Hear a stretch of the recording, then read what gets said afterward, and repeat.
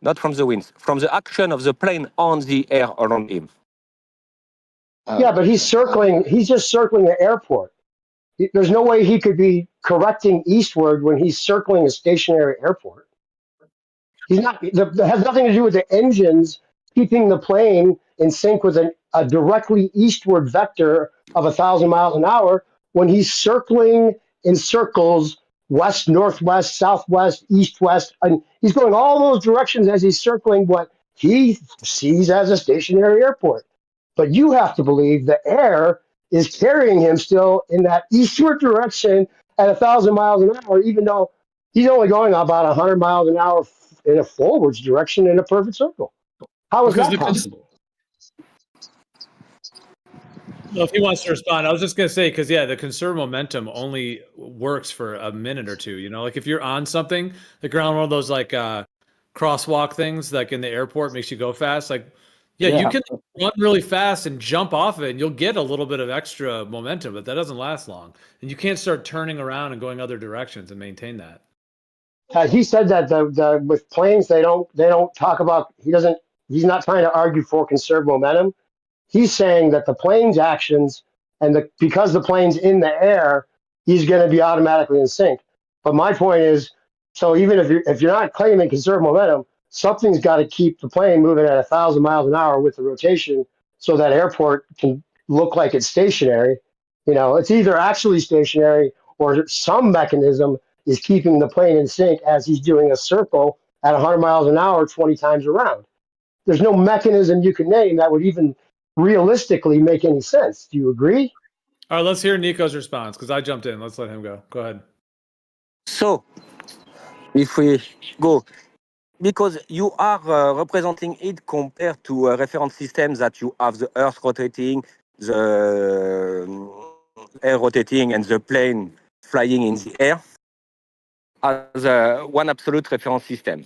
When I'm talking about the plane acting on the air, I'm talking only about the reference system of the plane moving with the air.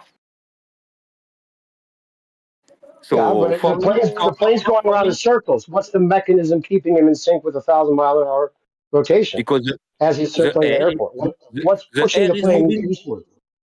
The air is moving with the planet. You think the air is pushing? You think the air is carrying the plane 1,000 miles an hour, regardless of him going 100 miles an hour around in a circle? It's pushing on the left side of the plane, the right side of the plane, the front of the plane. Like he's just doing perfect circles. He's not feeling any force at all.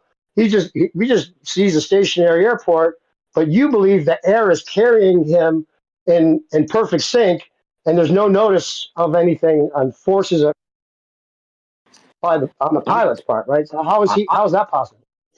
I'm saying that the thrust of the jet engine that there is on a plane are by many-fold bigger than the need of a force to correct for the change of the tangential velocity, and that any correction that he will adjusting his tail, he will be adjusting his altitude, are by many-fold bigger than any need. It is diluted. He will follow his GPS. He will follow his GPS to go from point to point.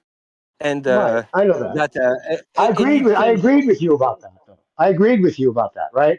I'm not talking about Coriolis force or correcting for it or how it would be less than the winds or the engines would be more forceful than a correction. I'm not talking about that. I'm talking about now the plane is at the equator.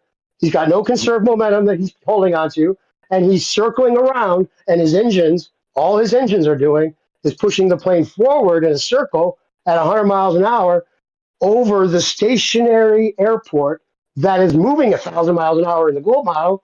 So there has to be a mechanism that keeps the plane in sync with that 1,000 mile an hour airport. And it's not the engine because he's just going forward at 100 miles an hour in a circle. What's keeping the plane in perfect sync? What force, what actual, like realistic force would be able to do that? When the plane take off, the air has a tangential velocity. At the landing, it have another tangential velocity, and all along the travel between it will have push and make. You will have develop force and act upon the air that will be diluting the needs of any arriving. When the plane arrived to the landing area, he lost already, he lost or he gained all this tangential velocity by having acting on the air continuously all along the travel. Okay, let's say you're right about that part of it. I don't agree that would happen, but let's just say the correcting for the GPS and everything somehow made the plane go eastward directly at 1,000 miles an hour by the time he got to the airport. But now he's circling the airport, waiting to get the clearing to land. And he's circling for like an hour, right? So you're saying that as he's circling, going 100 miles an hour in a circle around the airport, that he's also still going 1,000 miles an hour because he caught up to the spin of the Earth in the travel there, and then he's Yes, still, even though he's going around in a circle, like in like a west, north, east, south, he's going around in a circle, and so the plane still is somehow maintaining like a conserved momentum that just doesn't go away. That it still maintains that 1,000 miles an hour eastward vector somehow because the yes, engines did it beforehand. yes. Really? And when he will be turning, he will be banking on one side. He will have his flap up on one side. He have the flap down on the other side. He will have his governor tail that will be angle at one side. It will be a lot of force acting on the aerodynamic playing on the plane to be No, keep but do acting you on the get? air. I don't know if it's a communication problem. He's just circling at 100 miles an hour forward in a circle because he's already got to his destination a long time ago. But now he's Yeah, just but circling at 100 miles an hour. He's not keeping up with anything with the engines at that point. He's just circling a stationary airport. So what's making him in sync with the 1,000 mile an hour rotation that the airport is on the surface of the 1,000 mile an hour rotation? What would possibly keep the plane in such sync that the pilot doesn't have any idea that the thing's moving at all? I mean, make, apparently to him, it's not moving. He can just land whenever they tell him he can.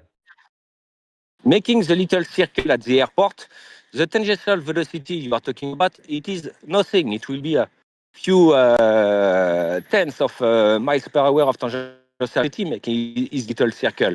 We are not talking about the 500.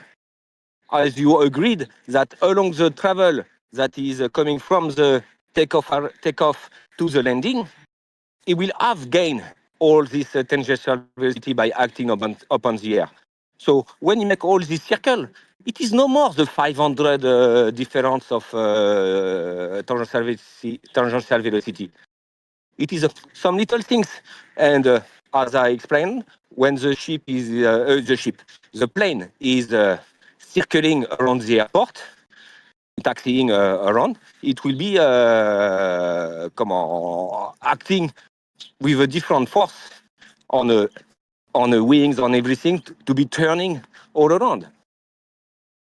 Yeah, I don't know if you get my point, but you're saying that the plane is already moving at 1,000 miles an hour eastward Yes, regardless if he slowed down to go around in circles and then because like think about it, like the plane is facing north and south and east and west as he's circling, so then you have to imagine somehow that this 1,000 miles an hour the eastward vector that he somehow gained, which I don't think would happen, but just for the sake of the argument, let's say that did happen. How is that maintained in every direction that the plane turns to be in sync with the Earth because he happened to be catching up to it on the way there? That doesn't make any. I don't think physics agrees with that, but you can believe that if you want, I guess. I think physics agree perfectly with me for Okay, that. that's fine. Mm.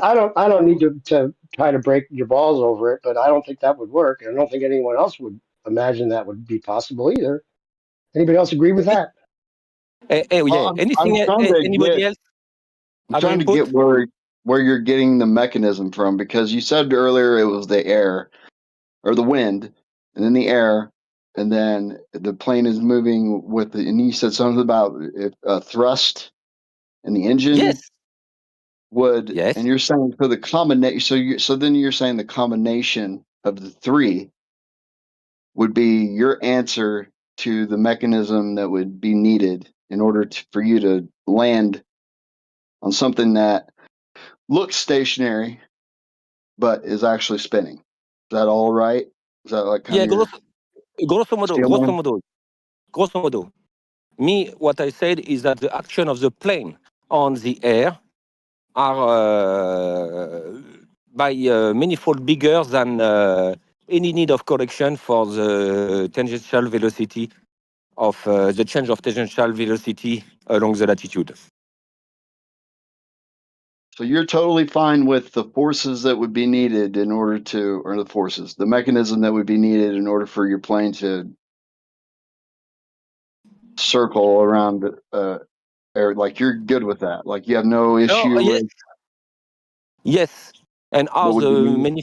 many flat earthers have been presenting that you have the NASA document or anything document telling a rigid aircraft over a flat plane and everything of constant mass. That is a simplification for it. I fully understand. When you have this problem, local problem, you can simplify the problem by eliminating all irrelevant force that it is nothing compared to the other force engaged in the system you are describing. Well, that is actually their argument back is when we say that the pilot treats it as it's stationary because it's stationary. I mean, that's kind of a duh thing, but No, they treat it, as you said, they they treat it. say, They treat it. They right. don't say it is. They And your treat argument, it as it is. right, your argument was that it's because it's simpler that way, right? I was just Yeah, bringing up that not that's a simpler. It's common. simplified. Not simpler. It's simplified Yeah, by eliminating. Nico, real quick, I got to go, but there's a couple, just two questions real quick. Are you just defending the model, or do you actually think that it's actually a spinning ball and that all those forces just make them in sync somehow? Yeah. Attends. Repeat. It was some sound outside. I didn't. I'm asking, hear. are you just like arguing for just defending the model and trying to like come up with ways to make it work for the model, or do you actually think that it's actually happening and all those forces, even though he's circling the airport at 100 miles an hour, you think somehow that he could just be in sync with the Earth at 1,000 miles an hour eastward vector, even though all the other vectors are just 100 miles an hour in north, south, west, east, west? I'm just stating fact that me, I will be better to talk about ships, and ships will not take into account any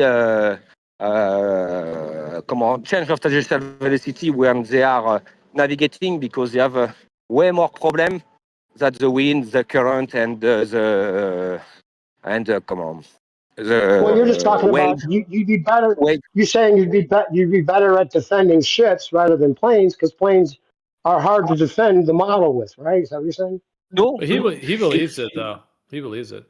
He's not just arguing just to argue. Okay. no. Then the last question, Nico. And let's just Yeah, say the bro. Earth is stationary. Let's just say the Earth is stationary, right? What would be Yes. the difference for how they would start to the Earth is stationary, right? What would be the difference of how you would train a pilot to fly over a stationary level Earth compared to how you train a pilot to fly over a spinning globe Earth? What would be the difference? I will talk only about a stationary globe and a rotating globe.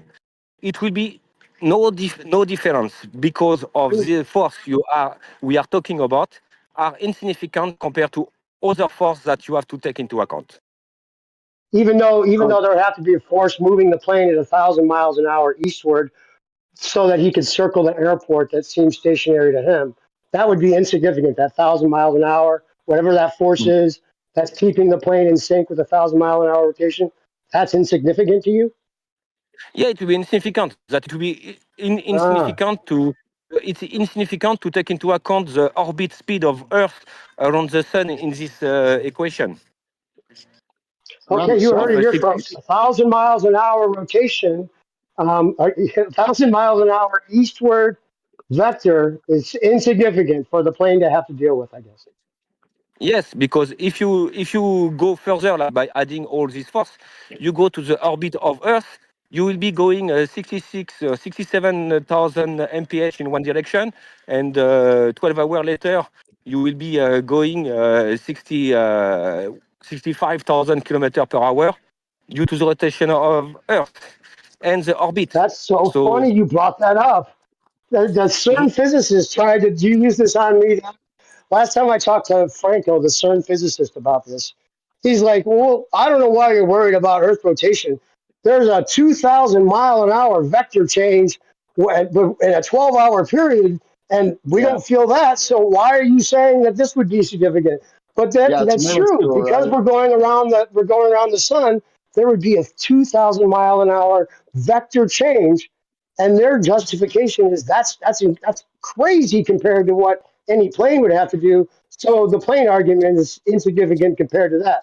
But the That, fact of the matter is, if there was a 2,000 mile an hour vector change within 12 hours, that would also be a problem, and it's also imaginary that that's happening. well, it's funny because the spin of the Earth now is negligible. Like it doesn't matter, right?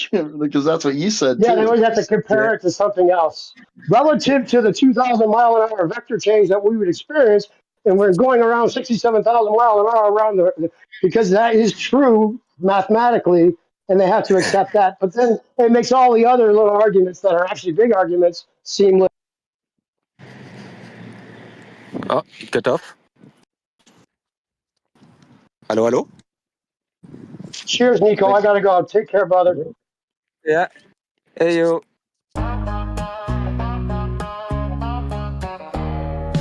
Booked a flight today, Heathrow to JFK. Headed west southwest, cause there ain't no better way. Gonna find that old Coriolis, they say she's hidden in the winds. But that just can't be if we rotate east, tangential gradient. Hidden in the winds, Coriolis must be hidden in the winds. But the Earth ain't moving faster with the further south we've been. And we never could land safely with that tangential gradient. And we all know every pilot treats the Earth as motionless. So to think it must be moving is just insane, you must confess.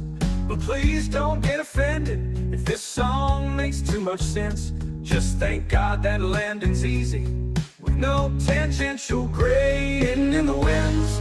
They said she'd just be hidden in the winds. But the Earth ain't moving faster with the further south we've been. And we never could land safely with that tangential gradient. So here's a lesson for who's listening. It's dynamics that are true. No kinematic concept could ever substitute. So the next time you are flying, no matter where you go, don't worry about rotation, cause we ain't on no damn globe.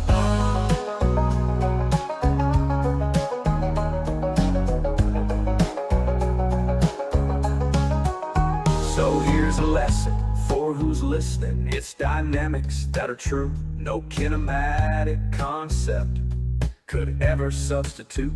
So the next time you are flying, no matter where you go, don't worry about rotation, cause we ain't on no damn globe. Hidden in the winds, Coriolis just ain't hidden in these winds. And the Earth ain't moving faster with the further south we go. So thank God we won't be crashing when those wheels hit down below. Hidden in the winds, there ain't no Coriolis hidden in the winds. And thank God it's stationary, or we never safely land on a surface that is moving with a tangential gradient. Yes, here's a lesson for who's listening. It's dynamics that are true. No kinematic concept could ever substitute. So the next time you are flying, no matter where you go, don't worry about rotation, cause we ain't on no damn globe. Hidden in the winds, Coriolis just ain't hidden in these winds, and their Earth ain't moving faster with the further south we've been. And thank God we won't be crashing when we touch down at the end.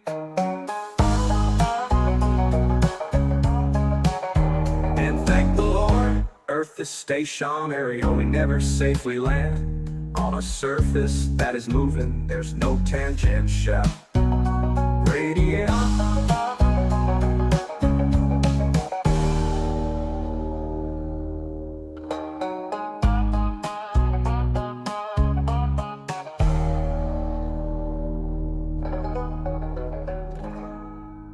Yeah, I don't know if you get my point, but you're saying that the plane is already moving at 1,000 miles an hour eastward, Yeah. regardless if he slowed down to go around in circles, and then because like think about it, like the plane is facing north and south and east and west as he's circling. So then you have to imagine somehow that this 1,000 miles an hour, the eastward vector that he somehow gained, which I don't think would happen, but just for the sake of the argument, let's say that did happen. How is that maintained in every direction that the plane turns to be in sync with the Earth because he happened to be catching up to it on the way there? That doesn't make any. I don't think physics agrees with that, but you can believe that if you want, I guess. I think physics agree perfectly with me for that. Okay, that's fine. Mm. I don't need to try to break your balls over it, but I don't think that would work. I don't think anyone else would imagine that would be possible either.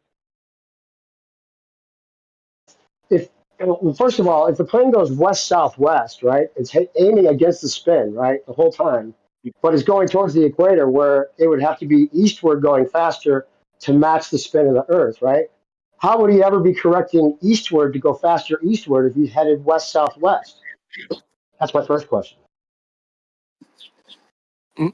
And all it came to your mechanical system that you have the force acting on your plane, that you can add all of them and to quantify all of them, and you will see that the Coriolis force is peanuts compared to all the other force that is acting on the I plane. agree with him. I agree with Yeah. that. That's why I'm saying my argument's not about Coriolis force. I think it would be hidden in the winds. I agree with all of that. That's not what I'm trying to argue. Can you understand that? Yes, Okay, I so my understand. question to you, regardless of any Coriolis or any of that, I'm saying if he needs to go 500 miles per hour directly eastward, faster, right? The plane needs to be going in sync faster directly eastward, but the plane only flew west southwest against the spin the whole time. How's he going to correct eastward to make the plane go faster eastward in that vector? That would be backwards and sideways to him. There's no way to correct for that when he's headed in the opposite direction. That's just one part of it. Do you understand that? I understand. And you So then will how have, is he going faster eastward if he can't correct eastward at all? because it doesn't correct for it. He is moving in the air. The air is moving with the earth also. Well, mostly you have wind in all direction, but mostly it's going with the earth. And the action of the plane on this air will be diluting all this difference of speed that you have. Okay, yeah. Okay, so this is the other thing. So people usually try to say it's the plane correcting for the path, and then as soon as you take that away from them, they say, oh, the air is doing it. He's in the air, so the air is making him go faster eastward. Now, those are two different arguments, really, because either the air is making you in sync, or the pilot's doing these corrections that makes him in sync, right? And you can mix them up and whatever else you need to justify it. But there's two different ways of approaching that. I noticed on the baller side is they like to use both, however it needs to happen. The air's doing it, the pilot's doing it, whatever it needs to happen so that the ball stays alive. But my point is, even if that were happening, right, when he slows down, right, in the opposite direction, to land, are you saying that the air is carrying the plane backwards with the earth at 1,000 miles an hour at the same time? No, what I will say is that the pilot have to correct for other things more important than the rotation of Earth. I agree with that.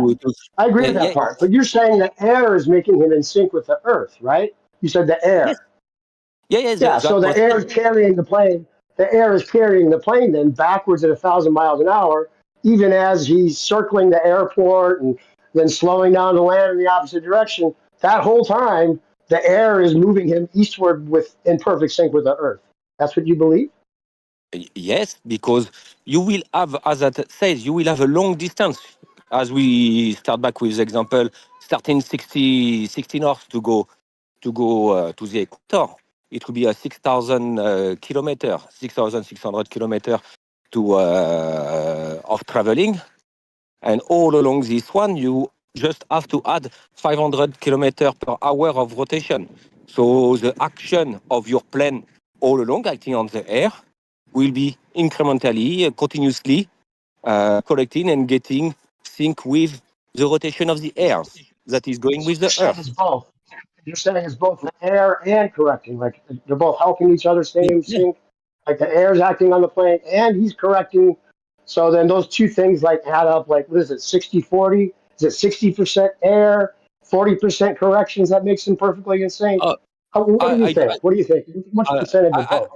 I think the pilot is not even thinking about correcting for Coriolis. No, he's not. He's just treating it as stationary because it's stationary. But let's pretend it's a ball again. Now, if it's a ball, he's got to be correcting for something as well as the air helping him stay in sync, right? So what do you think? What percentage of the air is helping him compared to like the correcting? Mhm. Seeing the tons of the kilotons of push that have the plane, the thrust of the plane, it is insignificant compared to the force of the jet engine of Oh, the I plane. agree. Coriolis would be insignificant compared to like the flying and the winds and everything. But we still And have a 500 mile per hour difference of the surface that he's landing on to deal with, right? So if you want to and keep that 500 miles per hour conserve momentum, that's also pretty pretend. But we can pretend that he still has 500 miles per hour eastward tangential velocity, even though he flew west southwest for 10 hours, and he's still moving east at 500 miles over your head. You get why that's ridiculous to begin with? Why would no, he no, still no, be no. moving with that conserved momentum even though he's flying for hours in the opposite direction? Why would that still stick with the plane? That original conserved momentum you have to hold on to for your mathematics. Yeah, but me, I will use the conservation of momentum only for ballistic trajectory, not for a plane or an helicopter. Oh, okay. So then he'd have to be going 1,000 miles an hour faster than where he took off from, or just let's just say at the equator where he's about to land. He needs to be moving eastward in that eastward vector, no matter which direction the plane's flying. He needs to be moving with the Earth consistently at 1,000 miles an hour somehow. Now he's circling the airport, right? He's got to circle like maybe 20 times because he's waiting for the queue so he can actually land on this. It's a busy airport, right? So you're saying that as he's circling in the air, there's somehow that vector, that eastward vector of 1,000 miles an hour, is being maintained so he can just circle the airport, he's also going eastward with the airport at 1,000 miles an hour, and so then the air would have to be acting on the left side of the plane, the right side of the plane, the floor. It would have to be, because he's circling, right? So it's not like the air could just be pushing him backwards in one direction or sideways in one direction. Now it needs to be like maintaining it's like carrying the plane as it's circling in the air. Can you imagine that the atmosphere has the force and the torque to just push this plane in that direction, even though the pilot doesn't feel any headwind or side wind, or it's just like he's circling an airport that's stationary. But because it's the air above him that he's in, you can pretend that the air is carrying him with the rotation of the Earth, right? Is that what you're thinking? What I'm thinking is all these arguments is to separate ballistic from propelled flight. So you are familiar with the artillery manual that will have a correction for the Yeah, rotation I'm of not the talking about Earth. Coriolis at all. Coriolis has Yeah, nothing to do no, with this but argument. I'm not talking about see, Coriolis. it is the change of No. tangential velocity with latitude. Well, yeah, but now, It is Coriolis. yeah, but now we're talking about the mechanism that's keeping the plane in sync. That's all I care about right now. Right? What's the Yes. mechanism that keeps him in sync with the 1,000-mile-an-hour rotation as he's circling the airport 20 times over like a half hour, maybe 2 hours? But the air is carrying him sideways, backwards, forwards, all those things as he's circling. Think about the air's force on the plane that would have to be so consistent that he notices nothing, but it's a force big enough to keep him moving as he's circling the airport as if the airport weren't moving at all. But according to the globe model, the airport's moving 1,000 miles an hour. Let me tell you one thing that happened to me.